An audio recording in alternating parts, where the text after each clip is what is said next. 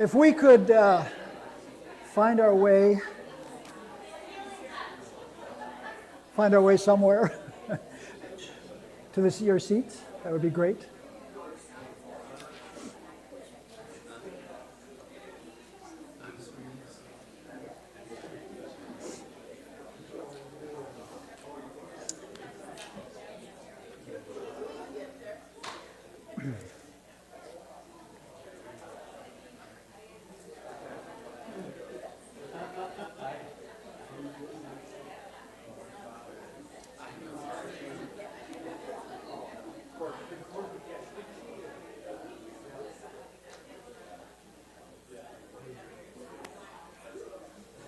I am going to pray.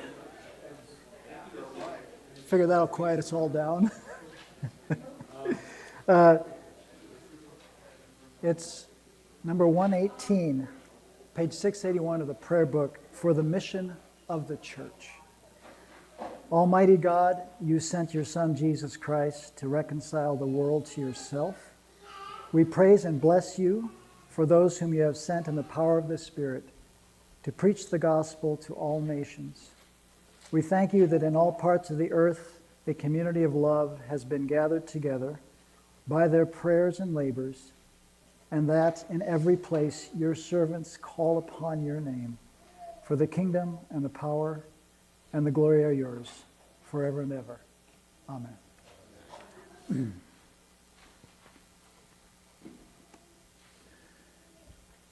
Is there an echo that's bothering you guys?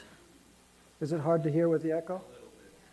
I am going to, could we just cut this? Hopefully.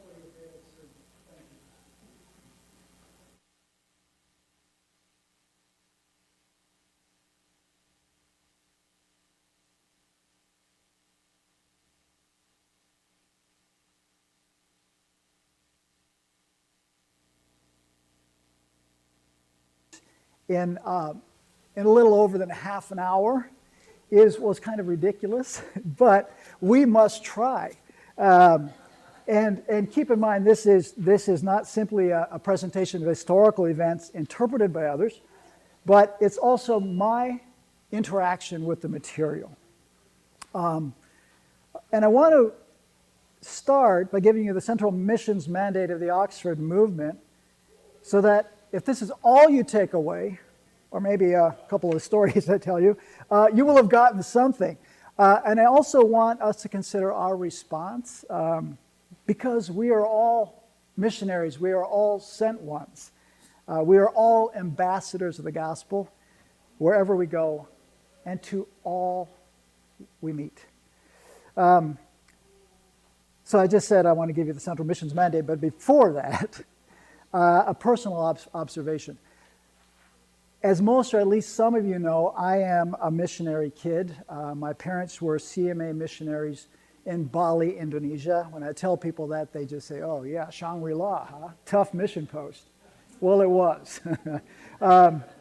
We went out along with the thousands, or my parents went out along, I wasn't born yet, thousands of other missionaries just after World War II to evangelize the world and save souls. And this followed another great age of missionary expansion in the 19th century from 1789 to 1914. And especially the British government, that's what we're focusing on today, British government colonizing many countries and becoming an empire with missionaries among its emissaries. So back to my life with my parents. Every year in June, we accompanied all the kids accompanied their parents to conference where all the missionaries met. They gathered from the far-flung archipelago of Indonesia. Indonesia is about 3,000 miles in breadth. And they'd gather to report on what was going on at their stations and also receive teachings from a special speaker who flew out from the US or Canada. I remember Ravi Zacharias coming. I remember his brother-in-law, Sundar Krishna, coming. And those messages are still in my mind and heart. I also remember other things from conference, and two in particular stand out to me as they relate to the mindset of missionaries themselves. Many afternoons, some of the men and teenage boys would play basketball in a hard-packed dirt court shooting the ball at an iron rim, a naked rim, no net. And these men played hard, as aggressive and competitive as anyone I've played with through my life. I could barely get a shot off. I remember one of them telling me after repeatedly blocking my shots, "Rod, before you shoot, fake out your opponent first."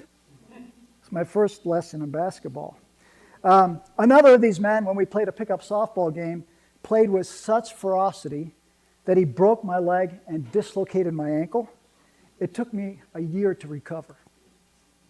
And some of these men, during testimony time at the special services, spoke of the isolating nature of missionary life. No friends, no community, no accountability, and sometimes not even a daily practice of scripture reading and prayer. They sounded like missionaries under siege or missionary cowboys on the wild frontier. Now, I don't want to characterize all missionaries as grim and embattled, but it does underscore the impassioned work of the members of the Oxford movement to ensure that the church and its principles were central to the task of genuine Christian missionary activity. And these principles included the use of only ordained Anglican clergy, the establishment of bishoprics, appreciation for the ancient doctrines, discipline and devotional practices of the church. And the Tractarians stress that as Anglicanism goes global, it must retain its apostolicity, which is a belief in apostolic succession through bishops. And missions is a direct responsibility of the universal and apostolic church, and not simply jobbed out to societies or parachurch organizations who are not answerable to a higher pastoral authority. And this, you might say, was a robust doctrine of the church and high churchmanship. And the Oxford movement gentlemen thought this was very important for effective missionary work. I think, as I think of the missionaries I grew up with, that this might have been the very thing that was missing. Good, caring pastoral oversight that was as concerned for the spiritual and emotional well-being of its missionaries as it was for the kingdom work they were doing. They were so stranded, so isolated, and sometimes so dejected. They needed so much encouragement. And I stress this because the Western missionary expansion of the 19th century, it spawned countless societies devoted to Christian mission, to Christian proselytizing. When my parents first went out, the general policy of many churches was to support missionaries in non-denominational mission societies and parachurch organizations. The focus was always on evangelism, and the mission was a battlefield. I'll read an excerpt from my dad's book, but this is what he named his book, The Battle for Bali. He was a soldier in World War II on a ship heading for the mainland of Japan to attack Japan. When Japan surrendered, the entire ship erupted in jubilation, and every drop of alcohol in that boat was consumed. My dad did not drink alcohol, he drank Coke. But he was an army man, right? And missionaries were like the special forces, focusing on the enemy, wrestling lost souls out of his grasp. And I think, though, that quite often they maybe gave too little time to the interior work. The ascetical practices, not of deprivation. They faced plenty of that, but of receptivity to the Father's love for them. And to preach the gospel is to first experience the gospel in our lives and to continue to experience this. His mercies are new every morning. And my mom and dad and hundreds of other missionaries had no pastor, no bishops to remind them of this. They had, and the sacraments too, right? I think the Oxford movement was concerned not only to preserve the integrity of the gospel, but also the well-being of its ambassadors. You know that Father James and I went on a clergy retreat. Mary could not go. She was doing something else for the diocese. And what impressed me was that the bishop, Alec Cameron, was feeding his pastors. And with the food that we ingested there, and the Eucharist, the sacrament of the Eucharist, we brought that back here. And you've heard from us. That nourished us. And we in turn nourish you. And you all nourish us too, by the way. So Newman, in particular, argued that one of these missionary societies that was Anglican, the Anglican Church Missionary Society, and its preachers needed to be brought under the control of the bishops, whose duty it was to uphold professed Anglican doctrine against the, and these are Newman's words, depredations of an insidious evangelism. Strong words there, right? He was reacting against what he saw were some of the flaws of the evangelical revival. As good as that revival was, I would add that you uphold the person in the doctrine. And perhaps the person is neglected when we are focused so much on the doctrine.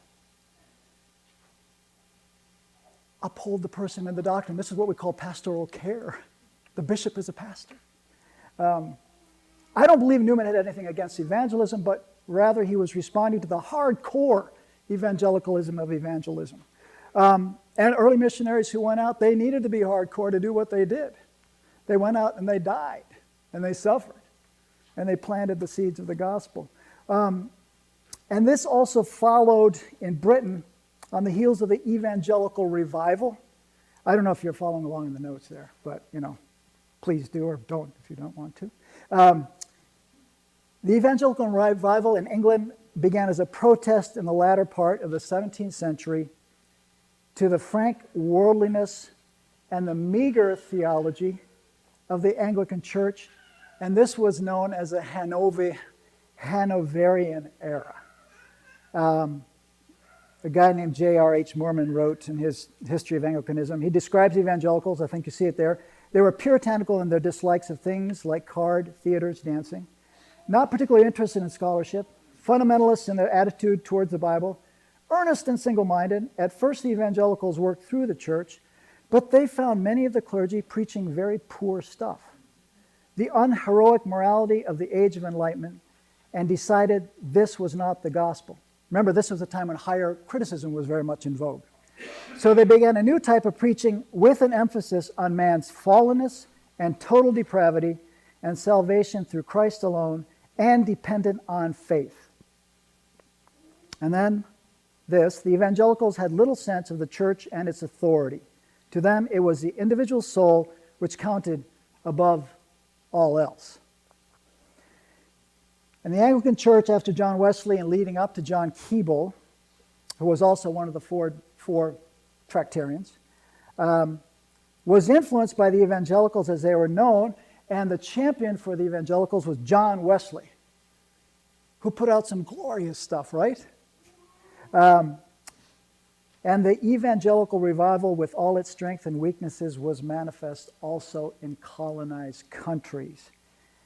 Evangelicalism, for all its depredations, was properly missional because the gospel itself is missional in nature.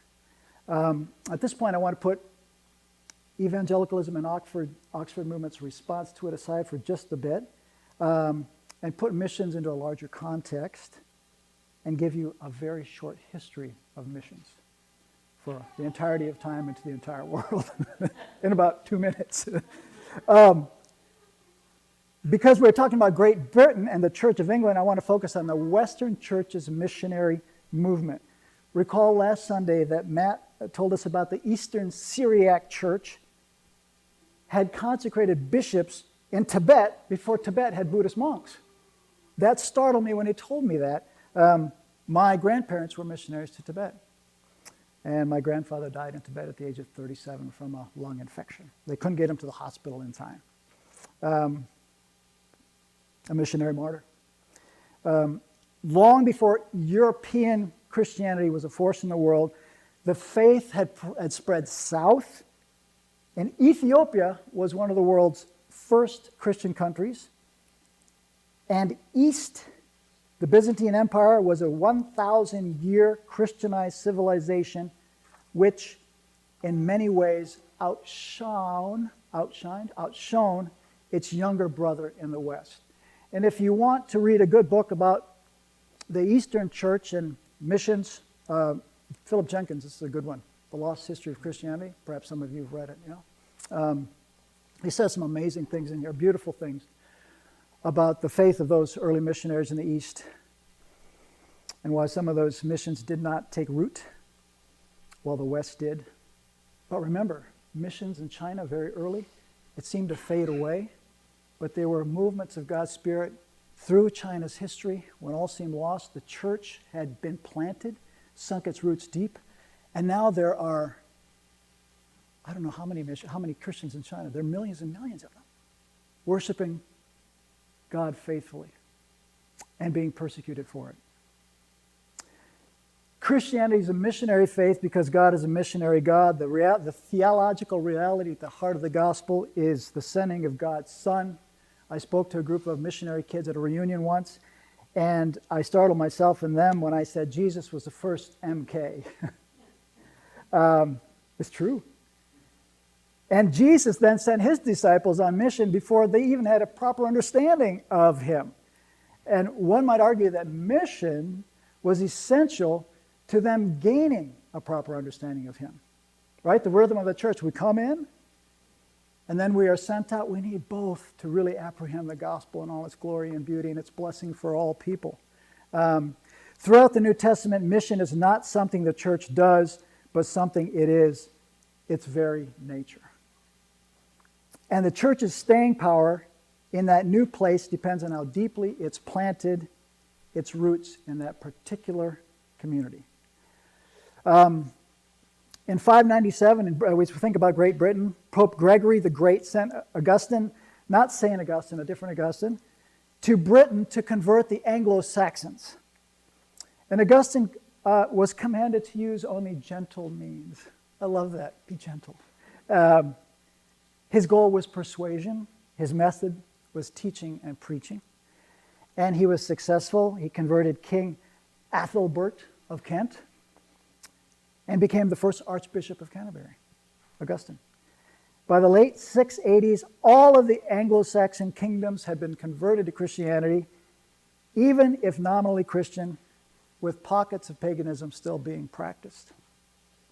A century on, and Britain was not simply receiving missionaries, it was sending them. Boniface was sent by Pope Gregory II to share the light of Christ with the Saxons in Germanic lands. It was a frightening endeavor. And Boniface kept to a policy of nonviolence and non-retaliation, even to the point of death.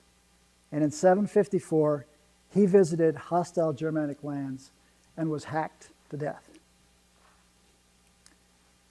The Frankish king, Charles the Great, Charlemagne, Christianized most of Western Europe first by the sword, but then he was confronted by Alcuin of York, who told him that a person can be drawn into faith but not forced into it.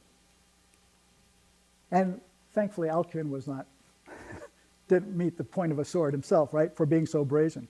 Then Alcuin said, "We must follow the example of the apostles. Let them be preachers and not plunderers. For faith arises from the will, not from compulsion." What wisdom. Alcuin was reflecting the way of Christ, the wisdom of the scriptures, the example of the early church, and the teaching of missionary bishops like Gregory, who 2 centuries before had urged Augustine to use gentle means. This is exactly what the Oxford movement was appealing to in England's missionary efforts: the way of Christ, the wisdom of scriptures, and also the example of the early church and the teaching of the earliest bishops in the early church. And bringing it back to England, the Oxford movement, while trying to go back to the apostolic origin of the church, also tried to take the best of evangelical practices and focused on helping the poor, the least of these. Although it was the individual that counted for evangelicals, They were also pioneers in philanthropic work for many people, especially in urban areas, those who lived in abject poverty. The fight against slave trade is the most famous of the many good works of the evangelicals. A member of Parliament, William Wilberforce, led the way in the fight against slave trade. At the time, there was a hugely popular Wedgwood anti-slavery medallion depicting a manacled slave on his knees. The caption, I'm reading this here, pricked the conscience of a generation. Am I not a man and a brother? Here was Genesis at work again, now viewed through the prism of New Testament Christianity, in which male and female, Jew and Greek, slave and free, are all brothers and sisters in Christ.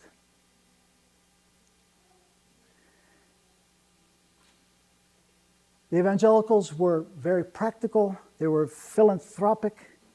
They believed in societies, acts of parliament to bring relief to those suffering from poverty, from injustice. And the Tractarians approached the problem from a slightly different angle. They were more theologically minded, and eschatological. That doesn't mean the evangelicals had no theology and no sense of eschatology, of course. I just think the emphasis was on theology and eschatology for the Tractarians and flowed from that. Their answer to the problem was the church, good priests working in slum parishes to bring hope to the oppressed. What's that show on Netflix about a priest in, was it Ireland or in England? I shouldn't have brought this up because I can't remember the show. Huh? Yes. And it's a beautiful picture of a parish priest reaching the people in his community and then drawing them into the church and giving them communion. You've got to watch it. Yes? No? No, not Grantchester. There's another one. There's one that precedes that. I'm sorry. No, it's not. Grantchester was good, but there's another one. I can't place it right now. I'll find it for you. Not right now, though. I knew I was walking into trouble as soon as I opened my mouth. Oh, shoot. It was such a good one. Huh? Yeah. So where was I? There were evangelicals who bridged the gap from evangelicalism and the high church Tractarian movement. William Wilberforce's son, Samuel Wilberforce, was brought up as an old-fashioned evangelical. Give me that old-time religion. But he came under the influence of the Tractarians. He became the Bishop of Oxford, and he was filled with energy and devotion. He went everywhere, and he saw everything. And he changed the whole conception of the work of a bishop. This is William Wilberforce's son, Samuel. And among the good works he supported was the introduction of parochial missions. And parochial, means related to a church parish. And the evangelicals, they were the pioneers of this work, but the high church did not stay on the sidelines. Two notable high church groups were the Clapham sect. We recognize that name, right? And the Hackney Phalanx. That is such a weird name. But that's what it is. And they promoted the work of another organization called the SPCK, Society for Promoting Christian Knowledge, and they helped establish a national society for the education of the poor in the principles of the established church throughout England and Wales. Within 2 years, the society had 40,000 children in its books. So they educated children. J.R.H. Mormon, whom I've already quoted, writes that this was the age of society, the expression of the religious enterprise through the committee room and the subscription list. But the driving force of these movements was the worship and sermons of the parish churches, from which the reformers drew their inspiration and strength. Worship and sermons. I'm going to draw some strength from a glass of water. Does someone drink my water? No, hopefully me. This is important. The Oxford movement also drew on the strength of worship and sermons, as well as these movements themselves. They did not leave these things behind for something superior, but they built on these other movements of God's Spirit in the church. And it's important to realize that God's Spirit is always working in His church, right? Even if we think that group is flawed or doing it imperfectly, God's behind it all. And He brings it all together. But they wanted to build on these to establish them more securely in liturgy, apostolic succession, and the sacraments. I might not have time. What time is it? I might not have time to get into this. But Matthew Barrett, the bishop alerted us to this. He's a teacher at Trinity Seminary. And he gave a talk a couple weeks ago called Nicaea and the Future of Anglicanism, in which he makes a strong and robust case for the apostolic succession, for the sacraments. And it's a beautiful lecture. I might try to go to some of it here, but I got my notes everywhere. But I wanted to alert you of that. It's wonderful. Bishop Alex said he came up to me, he said he never goes up to anybody who speaks, and he said, "Thank you. I know you've reassured to me why I do what I do." Matthew Barrett, Nicaea and the Future of Anglicanism. Listen to it.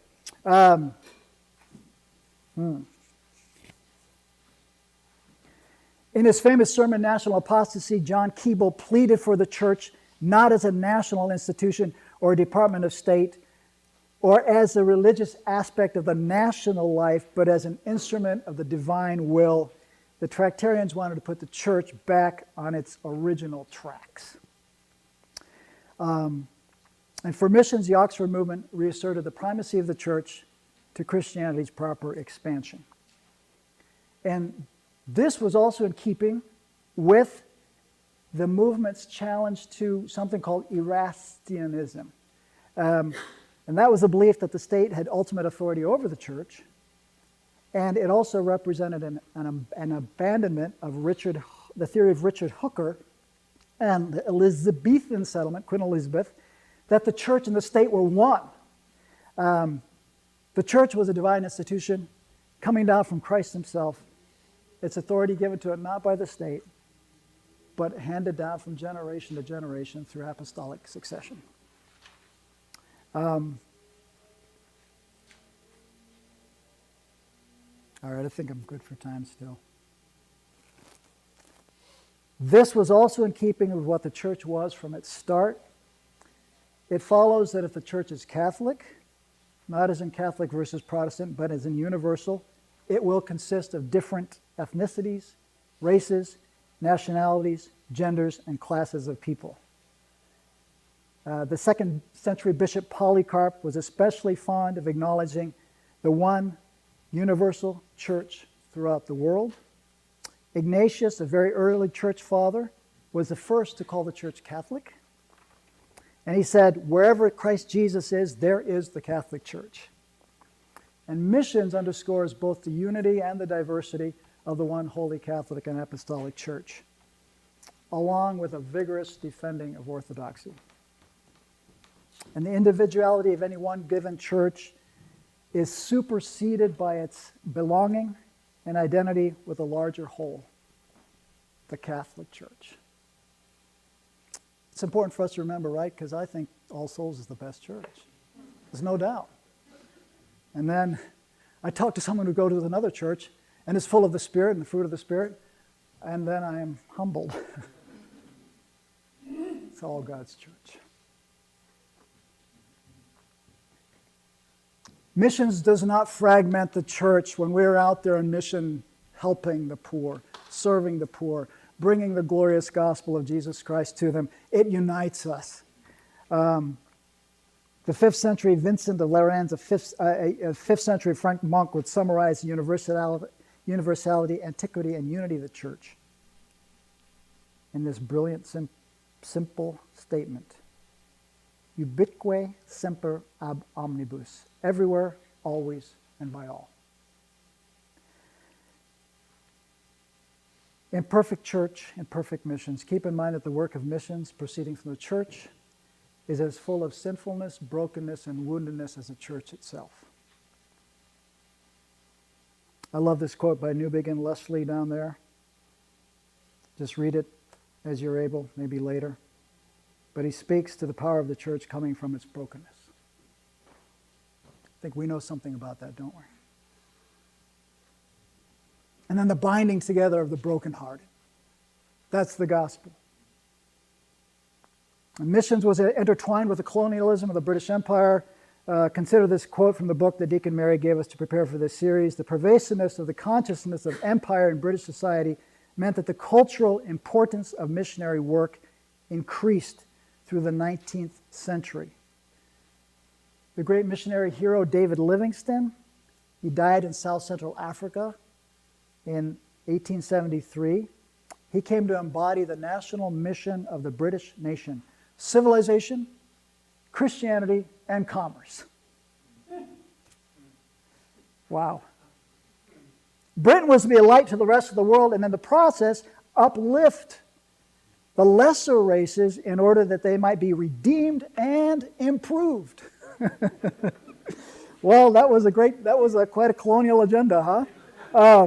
And one of the four Tractarians, Richard Froude, characterized the darker aspects of this Western outlook on other people and cultures. When he settled in the Barbados, he had tuberculosis, and he needed the Barbados climate to help heal him of his tuberculosis. I don't think it worked that well.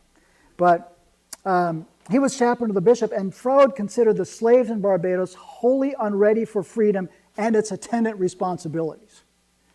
He despised the local population and fully acknowledged his prejudice against them and said some terrible things about them, which I will not repeat here. You're welcome. David Livingstone challenged students at Cambridge to dedicate their lives and resources to heal this open sore. That was the dark continent. Boy, God doesn't turn missionaries into superheroes. He uses what he's got, right? And their very strengths also expose their tremendous weaknesses. But many of them were sacrificially heroic in their mission. However condescending these missionaries could be, and the empire behind them, they readily gave their lives for the spread of the gospel, in which they entrusted their lives as well as the lives of converts. And bishops led the way. The Oxford movement believed all of this was to be accomplished not through missionary societies that employed a board of directors to oversee operations, but through the consecration of a bishop to establish mission stations and lead the way. And keep in mind, in the early churches, in the 3rd and 4th centuries, it was the bishops who presided over collections for the poor and sick, not just for their own people, but also for the surrounding culture. They established welfare distribution centers with hospitals and orphanages rising up to meet the need. And these are bishops, mind you. Another beautiful book about Gregory, Bishop of Nyssa, who did this, Basil, the life of St. Macrina, who devoted her lives to helping the poor. It's a gorgeous book written by Bishop of Nyssa itself, and the introduction is fabulous. I'll be selling these books on the back. The Oxford movement was fully supportive of the UMCA, the university's mission to Central Africa, and its first missionary leader was Charles Mackenzie, who was a bishop, and he was a martyr. He died there. He worked alongside Livingstone, who was very difficult to work with, and he described Livingstone as irascible. And Livingstone, by now, had preferred his African colleagues to his British ones. That'll happen, right? Mackenzie died of malaria after waiting for 3 weeks for Livingstone to show up in this ill-fated rendezvous attempt. But in his short time in Africa, Mackenzie managed to establish a mission station, start work on a permanent church, institute the daily office, and also engaged in armed combat against slave traders. They weren't pacifists. This was a highly controversial move, but they wanted to eradicate that wrongness. The UMCA gradually became a strong missionary society, maintained a strong Tractarian ethos while doing its work in Africa. And Africa, of course, captures our imaginations as the most ambitious and romantic endeavors taken on by these Victorian churchmen. And of course, they would go on to other parts of the world, colonies of Canada, Australia, and other former colonies. It's 1040. The Colenso controversy. You're just going to have to read about that. Colenso was a guy who was a brilliant mathematician. He was appointed Bishop of Natal under another bishop, Bishop Gray. Colenso started to preach the gospel. He began to befriend the Zulu people and he learned the language, translated their language into he was a translator, linguist. And then he was okay with polygamy. They could come, even if they were married to, village men, though married to multiple women. They could come into the church, although once they were baptized, they couldn't go out and get more wives. He was liberal theologically. He did not believe in literal interpretation of the Bible. He questioned the historical accuracy of the Pentateuch. He rejected the New Testament doctrine that unbelievers are eternally lost. He was accused of heresy, of denying the core doctrines of the Church of England. He was deposed by Bishop Gray. And then, adding insult to injury, Colenso, a local diocesan bishop, appealed to the British courts against the archbishop, and he won. This was not very Tractarian, appealing to the state. He became an outcast of the Oxford movement, but he remained Bishop of Natal for the rest of his life.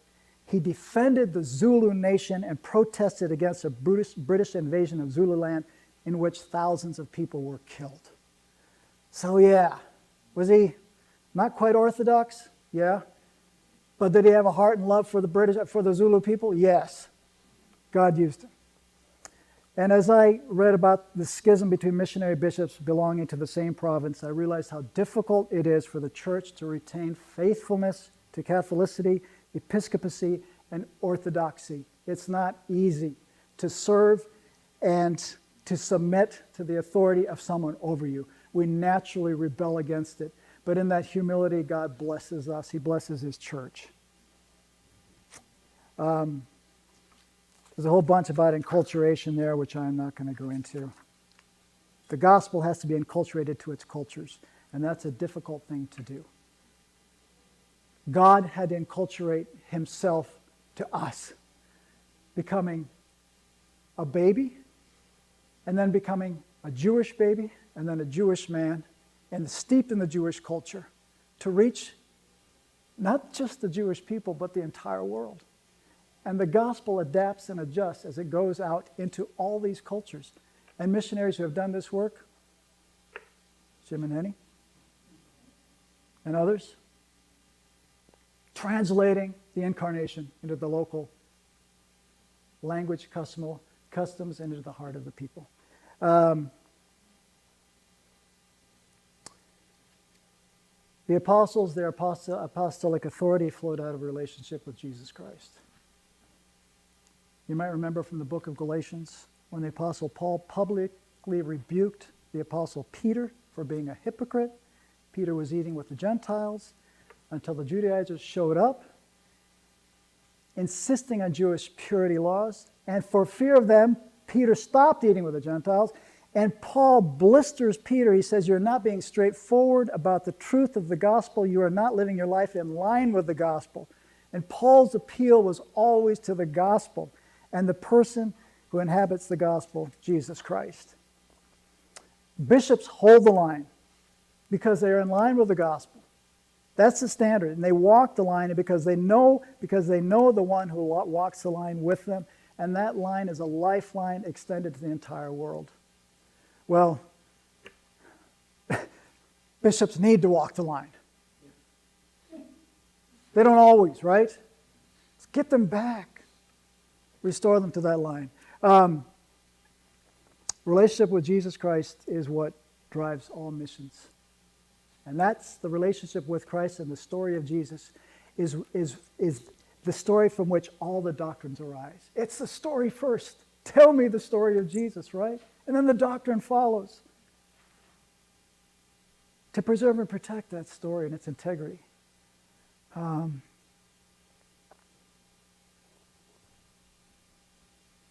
My father when he was not like a lot of the other missionary men. Our guys didn't like him so much. He supported my mother. Every year he nominated her to the field executive committee. All men. Every year he was shut down. My mom was ordained by the Indonesian church. Certainly the CMA would not ordain her, but the Indonesians did, because they recognized the giftedness, the prophetic giftedness, and the calling that was hers to minister and be a pastor to that. My dad did not have the BCP, but he had his own daily office. He read through the Bible each year for 50 years. As he was dying and could no longer read the daily appointed scriptures, we kids read it to him, right? And when the people from the English-speaking church he and my mom started came to visit, he would tolerate them, the English speakers, the Americans and British, and then he would beg us to call his Indonesian friends in. My dad didn't simply bring Balinese to Christ, he loved them. And I want to end. And how could he do that? He writes here about how difficult it was, how he despaired of his missionary work and of God ever doing anything with the Balinese. He and my mom were despondent so much of the time. And the accuser whispered, says, "That's right, you're wasting your time, you're ineffective missionaries," etc., etc., etc. And he says, about that time I got a letter from a Nyack schoolmate in India reminding me that we had been called into the fellowship of Jesus Christ and that winning Hindus would take care of itself if we took care of that which was of supreme importance, maintaining fellowship with Christ. That's the sacrament, right? Maintaining fellowship with Christ. Timely encouragement, he says. The thought came to me that this union with Christ would bring forth fruit of another kind, the fruit of the Spirit. If this fruit, nothing less than Jesus' own character traits, among others, long-suffering and faithfulness, were in our lives, then we would not be a disappointment to the one who had called us to go and bring forth fruit. Heartened by that thought, we would continue to the work of an evangelist as the Bible commands, 2 Timothy 4:5, even if it meant chiseling bedrock, and leave the results with God. Sorry we didn't have more time. I think the time is up. I don't have to fill any questions either. It's very, very strategic of me.